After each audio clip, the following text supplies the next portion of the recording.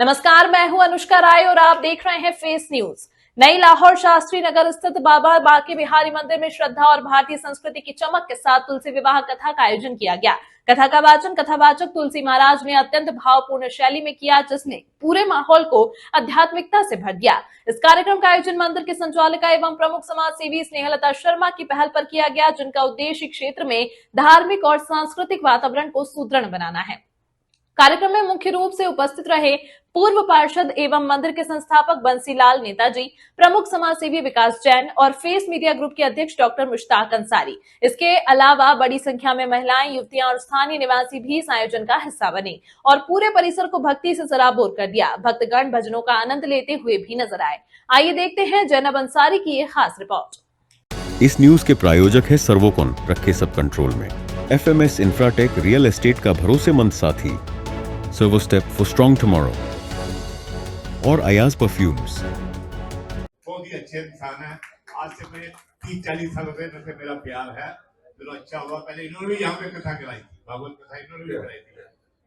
तो बहुत ये बेटा क्या नाम है, हमारी बहुत इच्छा थी कि हम भागवत कराएं, तो ये क्या कहते हैं, हमने भागवत रखवाई थी, सबने मिलके रखवाई है। इसमें सबका सहयोग है।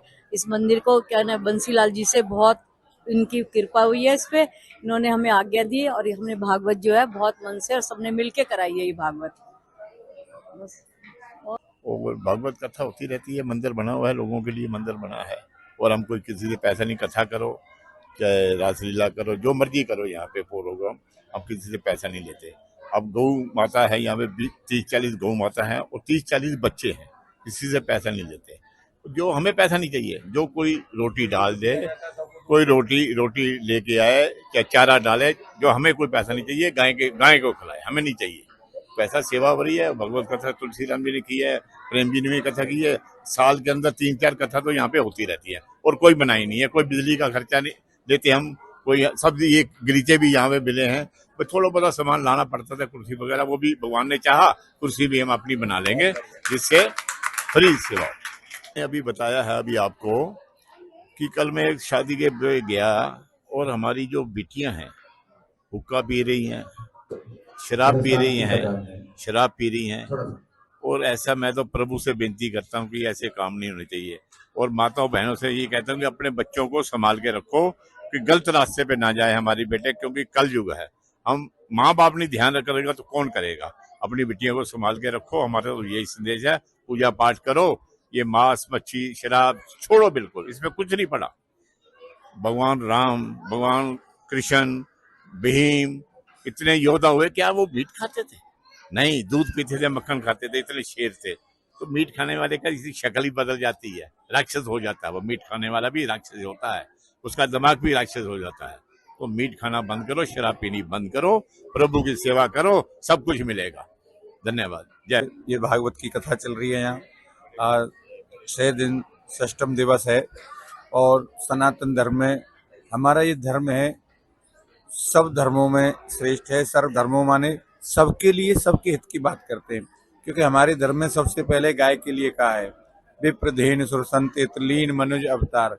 जो भगवान हैं जब भी आते हैं तो धर्म की रक्षा के लिए आते हैं और आज के समय में सबसे बड़ा धर्म है कि गाय की रक्षा करें।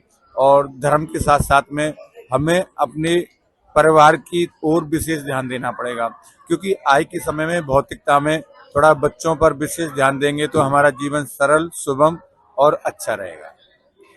क्योंकि ये रुक्मणी जी का विवाह नहीं है, ये आत्मा परमात्मा का विवाह है। आपने देखा है कि आज के समय में सबसे ज्यादा विवाह में परेशानी होती है।